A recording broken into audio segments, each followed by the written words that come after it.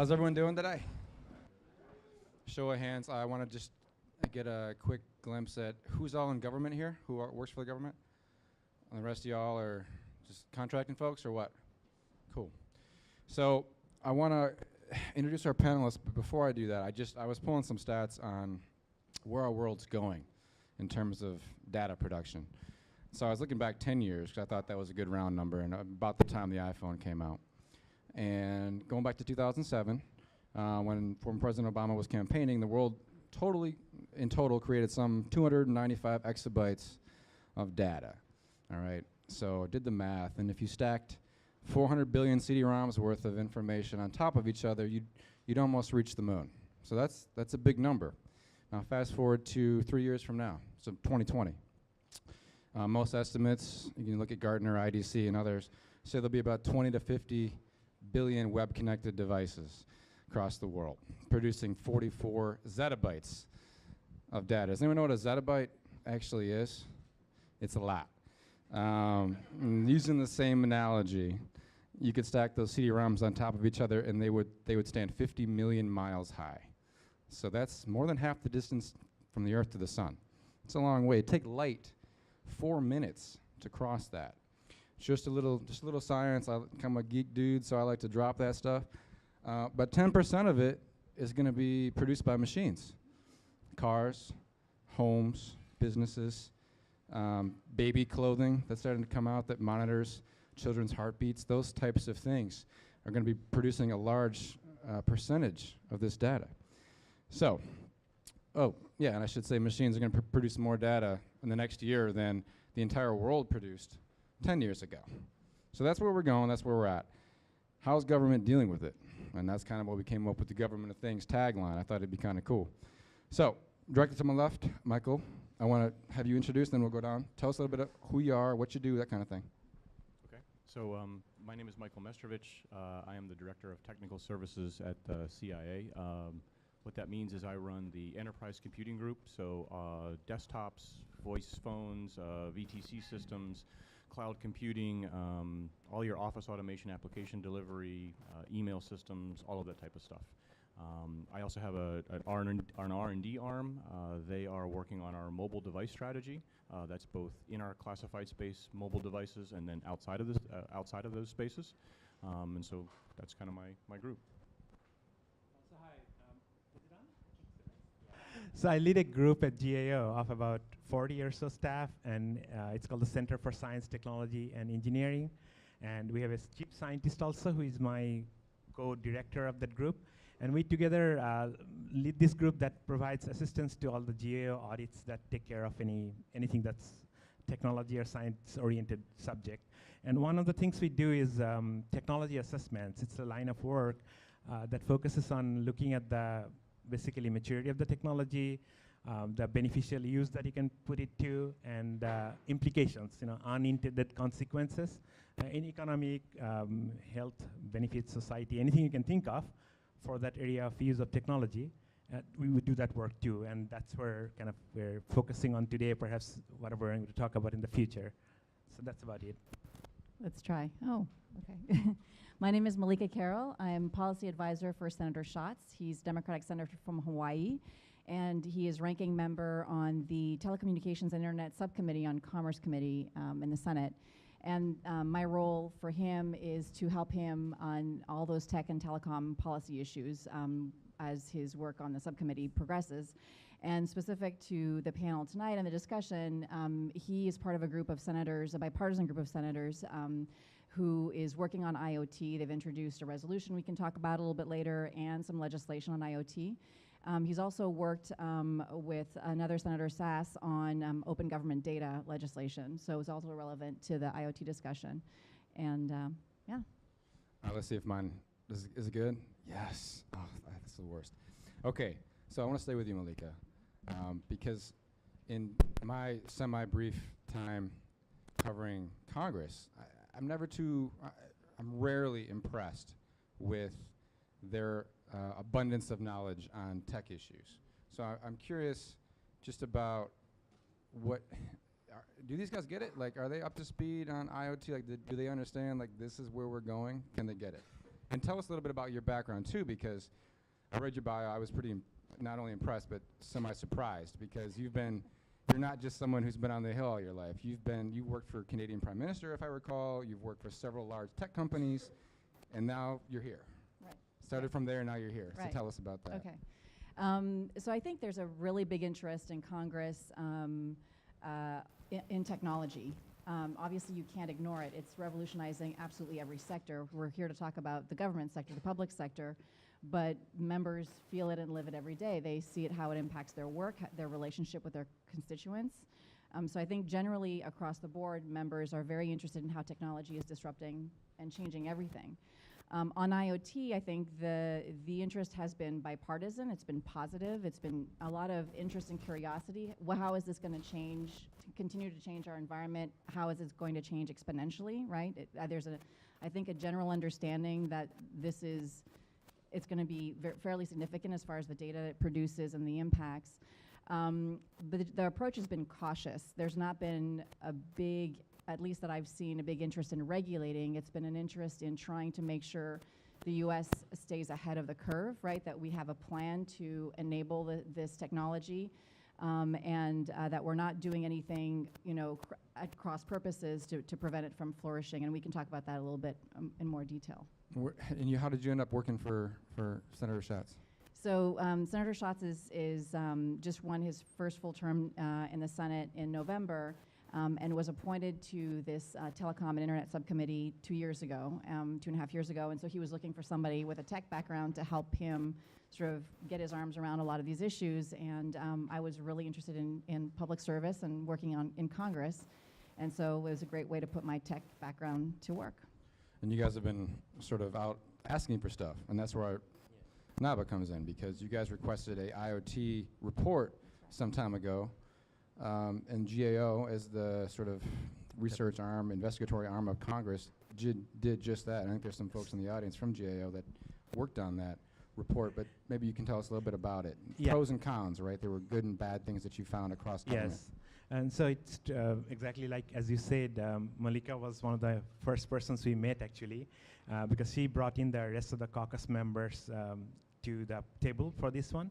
And we also eventually got requests from House Oversight and Government Reform Committee to join in the request. So they all agreed, and so we had that as the pool of requesters for whom we did the work. The request was broader, actually, than just looking at technology status and just reporting on pros and cons. There was a lot more other questions that are still in the pipeline for GAO to work on. But as a first step, we suggested that we work on this kind of like a 30,000 feet or whatever you want to say, high-level view of IoT, how it's evolving, what might the definitions be, who might be using it for what purpose, and then go on to basically identifying what you might call pros and cons, of the technology and its use in everywhere, private sector, government, everywhere. And so essentially we ended up just commenting on the broad use and broad issues without really identifying the solutions. But the idea is to be a stage-setting kind of information that you provide to Congress, and then that can trigger discussions in specific areas of the report and IoT use. And I'll go into details later if you want to continue with other questions. We can stay with you, Naba. Yeah, I'm going to put you on the spot, man. Thanks. So what are some recommendations? What can government actually do right now? Okay, so we of course noted that IoT is being used because there's a lot of value in it, right? A lot of beneficial use cases that are there, especially in the industrial use area, which we don't talk about. I mean, what you see from reports are all about Fitbits and personal fitness trackers, or maybe smart home, smart thermostats and all, door locks. But actually, the part that doesn't appear, and which is that one of the driving forces, is really like things like jet engines flying on the planes that are being tracked by the engine manufacturer to maintain it better, give you better mileage, or John Deere tractors being sold as a service. I mean, you don't buy the tractor, you buy the service of the tractor. These ideas are the ones that are driving it a lot more. And of course, on the other side, the consumer side, which is where fitness trackers would be, for instance, is also extremely use case, right? I mean, your home door locks or your home thermostats, being able to control them, set them, or they're learning on their own. Those are definitely market forces, that's driving the use of technology. But everywhere, bottom line is that the benefits are driving it, and as a result of trying to get the benefits, you're finding out that there are some pitfalls, right? And obviously, without going into extreme detail, the first and foremost is always going to be the connectivity brings cybersecurity issues, and the connectivity brings data collection, which might have privacy issues. And then moving on down the line, there were technical things like spectrum, is there enough spectrum dedicated, et cetera? Is there interoperability? Because without many kinds of smart or connected devices and things working together, you're not going to get the benefit. And this is one of the things they talk about. Tractors as a service, you said? Yeah, well, it's like products as a service. It's like people don't like it apparently, but Can I get a show of hands of folks who've actually driven tractors in their entire lives? Oh, Elaine, you did? I didn't realize. We got a couple. I Elaine. grew up on a dairy farm. We had about 15 tractors, and I used to haul manure for my dad. That's how I helped pay for college back in the day. We did not do tractors as a service. We had to fix them all the time. Apparently, that's a point of contention. Yeah. The exchange for the worst, man. Yeah, exactly. Because you cannot play with your tractor anymore. You have to ask John Deere. Yeah, well, they do GPS with corn planting now too, so that's how we right. plant it. But Yeah, anyway, that's a different panel. We'll say that. No, for next that's week. right. Yeah. So that's a broad spectrum of pros and cons that you're finding essentially. So now I want to go from that to the Central Intelligence Agency, where there's a lot of IoT implications there. So Michael, you gave us a little bit of your background. Tell us where IoT meets what you guys actually do there. Data collection is one thing, but you also oversee all the computer systems there. I'm sure there's a lot of concerns, ubiquitous connectivity and mobile devices being one of them, right? So obviously for the longest time, all of our intelligence agencies prohibited consumer mobile devices within those spaces, wireless transmitters, that type of thing. And there's a lot of good reasons, which I'm not going to go into. That being the case, for the past few years, we have been working with our counterparts across the community on enabling wireless connectivity, specifically inside of our spaces. It is not your home wireless. It's completely customized. Again, that's a different discussion. But in doing that, the realization was that the Internet of Things and smart devices was going to be thrust upon us whether we liked it or not. So as a classic case in point, we have many dozens, hundreds of video telecommunication systems. Those video telecommunication systems, as you might expect, come with video screens. Those video screens, as of last year, 85% of those video screens on the market were smart TVs. They just were. And you can't cut the smarts out of them. They're embedded into the chip. So if you're buying a television or a screen to replace your VTC system, chances are you're buying a smart device. So fast forward, we realized that this tidal wave of Internet of Things was upon us, and dare I say, the water's kind of lapping at our feet, and so we had to get kind of serious about this. So the point is, we've taken steps now to be much more cognizant of the devices that are around us. What does that RF spectrum look like? What are the things that are coming into our facilities? I think we've seen the things from the smart vending machines that want to tell the Coke guy that they need to go ahead and bring more Dr. Pepper. I'm not even sure if Dr. Pepper's owned by Coke, so don't print that.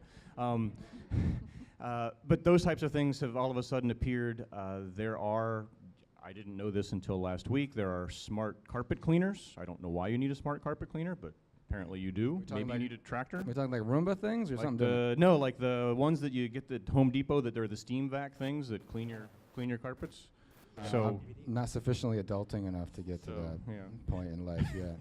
Hopefully not for a while either. So there are those types of things. So anyway, all of these things are upon us. Now you also factor into the fact specifically the medical devices. So now people would potentially have insulin pumps that are smart. They might have heart monitors that are smart, or defibrillators that are smart. And now you have a quality of life issue. You can't tell people that they can no longer work because they have medical devices that are actually smart devices that are improving their health. And so you're getting hit with this from multiple different directions. And so we recognize that. We know that we need to get out in front of that, and so we're now actively involved with, what is the things that we need to do to allow to basically exist in this smart connected world. not only from the quality of life perspective, but also from the realization that all of these devices are around us, and whether we like it or not. We need to protect ourselves potentially from the data that they may be collecting. We obviously don't want to stick out. And then certainly as an organization, as any organization, we may have a legitimate use for these types of things because we understand that there are certain benefits that may improve our ability to operate. We just need to be able to employ those in kind of a smart fashion. The way you say it almost sounds like it complicates your job, but then there's upsides to this technologies too, right? On the stuff you do with data collection, I would expect things like that could make some good and bad to the analyst folks on your side. Well, certainly. So, I mean, you mentioned the explosion of data. Like any good analytic arm, the more data that you have, the more substantial your models are, the more fidelity that you get because you've got more sample sizes to work with, or a larger sample size to work with. So that's obviously a positive thing. But as I said at some forum a little while back, we are schizophrenic about any technology. Any technology coming out offers the user of that technology many benefits, but if it's used in a malicious fashion, it brings with it its own series of detriments. So we just have to be cognizant of that. As much as we use that data to do analytics, our adversaries could use that same data and do analytics on us. And in this game, it's about having competitive advantage over those adversaries, and so we always try to make sure that we're the ones that have the advantage, not the other guy. Right, some of this stuff is so weird to think about, but we were discussing an example that happened, a public news account of people who could use vulnerable home systems that collect information on things like your thermostat, and use that, if it's not secured, to, I use the analogy from like Home Alone, when the wet bandits would like go around the blocks and see who was home, and they had to do it for like weeks on end to know.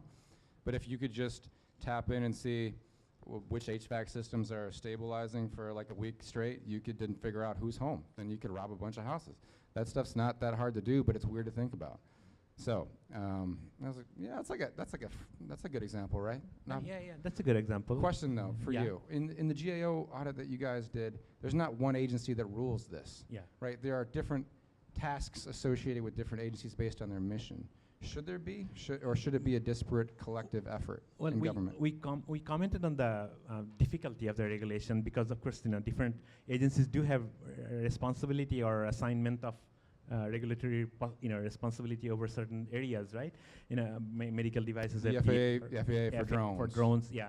So it's hard to, or cars for NHTSA and all that. So it's kind of hard to, it's not organized in a manner, it's already siloed, the regulatory part of it.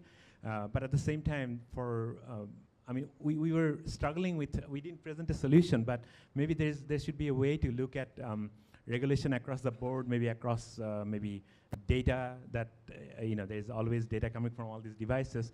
Maybe all data should have some protection or something, regardless of where it came from. But how to get it done is one of those challenging aspects, which of course I have to kind of leave it to Melissa and all. Right, this sounds like a job for Malika. Congress. Let government fix it. Yeah. Can you? Can you fix it?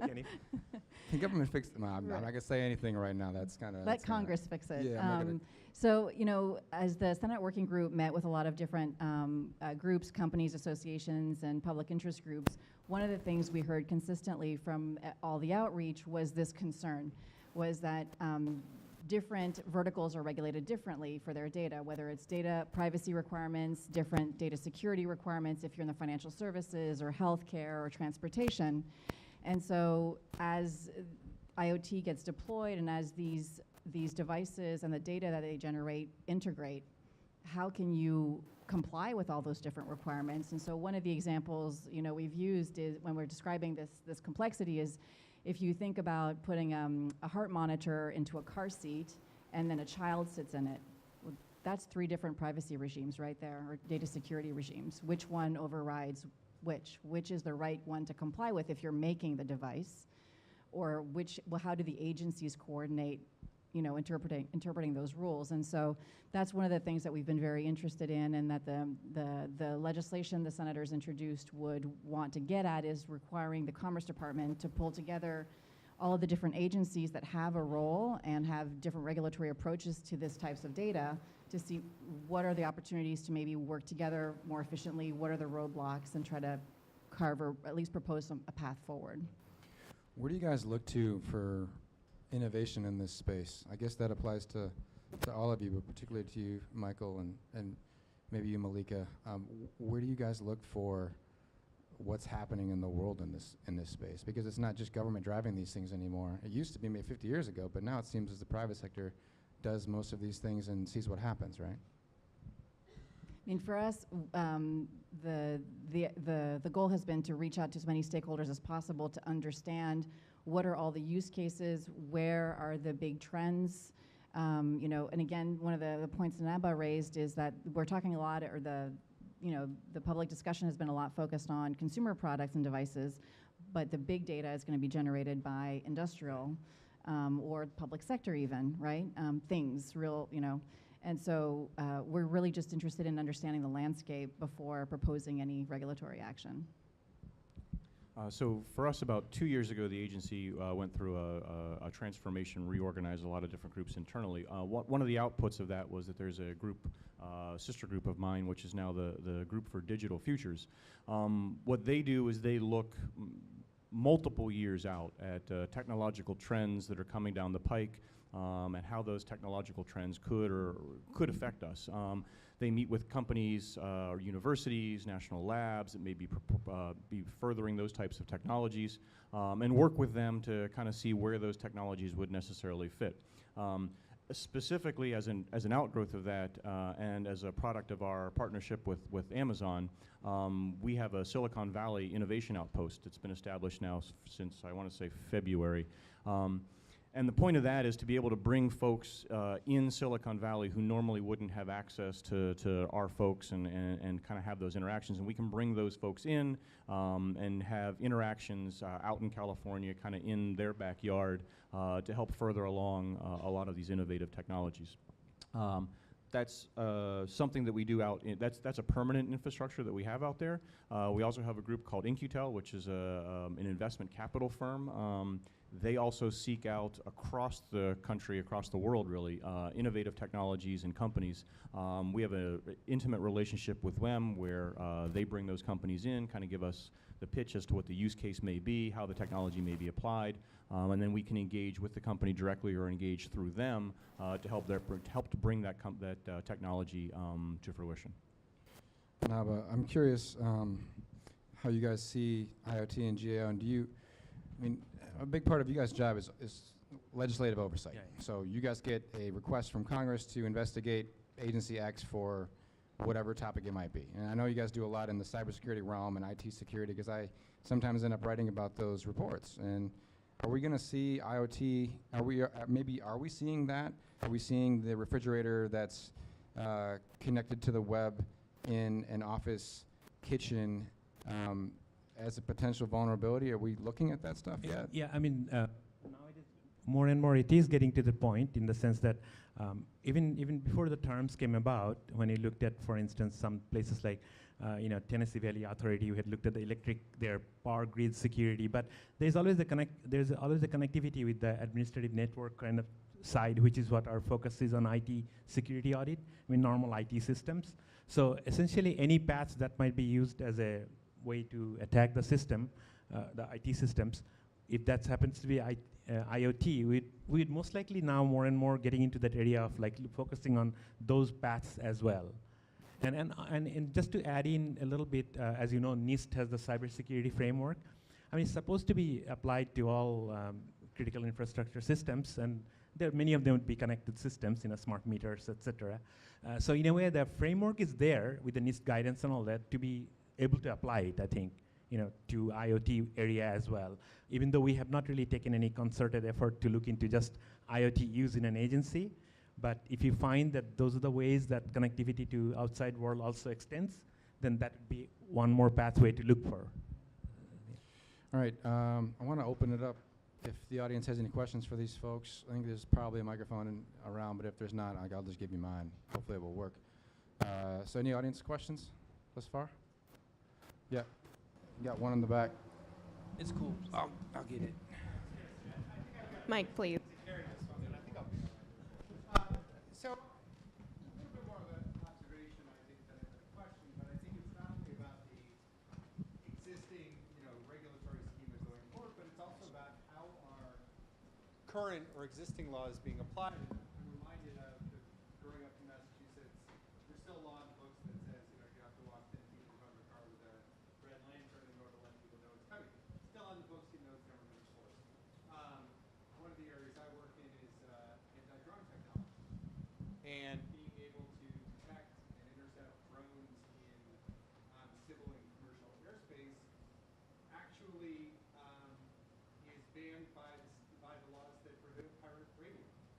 So it's one of those things where you say, okay, you know, how is Congress, how is GAO looking at either reinterpreting or updating some of these older laws which were great for the time, but as we begin to shield more spectrum and acquire these things, how are we looking at sort of changing that focus? Sure. I mean, that's really the purpose of the bill that's been introduced and that came out of committee a few months ago, is to really try to get through the Commerce Department to pull all these agencies together and to try to get your arms around that. I think one of the challenges, some of the companies who make devices and software that apply across the board to a lot of different verticals feel this pain coming, right? They're worried about that dynamic. But a lot of technology providers who are very focused in one vertical don't see it yet. And so part of the problem is we're not hearing these challenges, right? Like you just mentioned something fairly specific on spectrum regulation. I suspect it's what it is. A lot of it's about, you know, for example, if you're trying to intercept a drone. So let's say you're in a stadium, you've got a hostile drone, as we now know that you can weaponize drones. So if you're trying to identify and knock down a drone, you actually have to break the law in order to do so because of pirate radio. You know, you can't intercept a legal communication. So it's more about, you know, reapplication, I guess, of existing. So it's not only how we're using spectrum, but it's also how we're interpreting what went before. The rules. To make sure that, you know, we're not impacting or hindering, you know, new technologies coming out. Yeah, and I think that's we're going to see more of that, where those conflicts arise as all of these technologies get deployed. Absolutely. Oh, exactly. Yeah. And I was going to add to Malika's that you're right about saying that the questions haven't come up. For instance, if there was a question posed in that area, drones and all for GAO, if we did the work, of course we'll end up with probably saying, oh, this is what we found. We haven't done quite that extensively across the board to identify all the different little, you know, inconsistencies in laws and all that are there. Yeah, sorry. I'm curious about just whether or not, when you take public feedback on issues like that, do you invite tech people, the public, into Congress and to meet sometimes with the working group or the staffers like you, or how do you? Absolutely. I mean, as far as drafting this legislation, for example, we had meetings over the course of a year with a lot of groups, companies, public, you know, think tanks, public interest groups across the board to understand what their challenges were. And this is exactly what we heard, right, is this concern that existing regulations are going to conflict as these things get deployed. I'd also should mention Commerce Departments and TIA did a green paper on IoT, and that was an open process that took comment for several months and has published a paper which is available on the NTIA's website. They've also got a working group, a multi-stakeholder working group on IoT security and patching that I think is fairly open and accessible if people are interested. Yeah. Another question here. Oh, yes. All right. Thank you. I think you had mentioned before something about use cases. I'm an engineer with NGA. And so what I would like to see across the community is a centralized repository or some type of center of excellence that collects all of these use cases and provides the community with the best innovation to solve our problems. And the reason why I mentioned that is because I was with DHS working on an MPBD project, and then I started working for NGA, and there's information that we need from them, but it's not normalized, it's not in the format, it's not structured the way that we can process it. And this is a new innovative idea, so how can I'm dealing with the dilemma now of how can I force people from DHS to modify their format of data so that we can use it. You know, we have our own acquisition process, they have their acquisition process. There's no way right now that I can get on the telephone and say, contractor, you need to do that. So I'm dealing with that challenge. I'm sure a lot of other people are dealing with the same challenge. So I don't know if you want to respond to that situation or not. I can respond to one thing, the use case, idea. It's true, having a good, well-defined, normalized set of use cases would be good. And it can happen if it was a task given to something like, say, NIST, as an agency. But right now, I mean, they may still, even now, if they got the idea, they could probably create something like that. Because NIST has been very good in the cyber physical system area, and that's basically IoT. But right now, I mean, no one has probably given them a task to say, you should create a list of normalized use cases vetted across the board, which people can use, in acquisition or in understanding the whole IoT uses. Michael, are there communities of practice where that would pertain to the IC and use cases where people get together and? So I will say I participated in one of the things that the DNI can do every single year is they can commission what they call major issue studies, and those studies can range on any topic really, but they're a topic of national or intelligence community concern. One of the major issue studies that was convened was a major issue study on wireless technology within the community, and so I served as the representative for that major issue study. And to your point about use cases, one of the major components of that study is how do we envision, in this particular case, wireless technology being utilized and utilized for our purposes? What would we do with wireless technology, and what would be the benefit to us as an organization? And again, this is not on the operational side. This is kind of on the day-to-day running of the business side. So in that process, all of the community members came forward with what they thought their actual use cases would be. And to be fair, you'd be very surprised. And one of the ones that we highlighted, which would be a viable use case, is inventory control and tracking of goods and shipments. So we, as you may imagine, get a lot of shipments of goods every single day, be they chairs, tables, the TVs that I mentioned before. And how do you track all those things? And the reason I say that is because in many instances, we've had to go to shippers and have them remove the smart tags from the pallet because they actually embed smart devices in the pallets that they ship for them to do inventory control and tracking. And if we were not going to allow wireless communications into our facilities, well then we have to tell them not to put those in, which kind of defeats the whole purpose of their inventory control and tracking system. So that's one of the use cases. That's just one of the very simple use cases that came out, and that's, most of that information is completely unclassified information. It's just, company XYZ ordered 500 chairs. Okay, great. Where are the chairs? We'd like to know where they are. And oh, by the way, the American taxpayer would probably like to know that if we ordered 500 chairs, we actually received 500 chairs. And so, if you're in the government, maybe you're familiar with the reports of survey that come out, which is how much equipment did you say you have? And how much equipment do you say you have at the end of the year? And if there's a discrepancy in what you started out with versus what you ended with, well, now there's an inventory control problem, and you have to investigate potentially the loss of equipment. I will guarantee you that most of the time, 99.99% of that equipment is not lost, even though your ledger shows many millions of dollars of lost equipment. It's not lost, it's just simply misplaced. Like the person that you gave it to went on to a new job and they never told anybody that they moved the equipment that you gave them into a storage cabinet somewhere. Or in a data center when somebody was doing power control, moving power cables around, they moved suites of equipment from rack number 7 to rack number 9, and they never told anybody. And in a data center of thousands and thousands of computer systems, it's going to take a long time to find rack number 7 that just went to rack number 9. Having smart inventory control of those devices would alleviate tens of thousands of man hours and would reduce those reports of survey to something that would be much more manageable. And those are just simple cases. So many types of use cases came out in that form, and that was just one mechanism whereby all the community members could kind of put forward what the use cases would be. Michael, we'll never know how many chairs are there. Those budgets are classified anyway, man. We got one more question. Oh, well, we got a couple more, but here's one here. Hi. I understand there was a big denial of service problem that happened with Internet of Thing linked devices and dying. Yeah. Okay. So I'm wondering what folks on the panel know about what we're doing about preventing future things like that and what impact it's going to have on people that own those devices. So I can't speak specifically across the board, but what I will say, and I mentioned this a couple of weeks ago, is for, I would say writ large, security of IT devices has probably lagged, as most of you who have credit cards would attest. And I don't think it's because people don't recognize the importance of security, but getting you your phone, the primary focus from Apple and Samsung and everybody else is your ability to use that device. That's their primary focus out of the gate.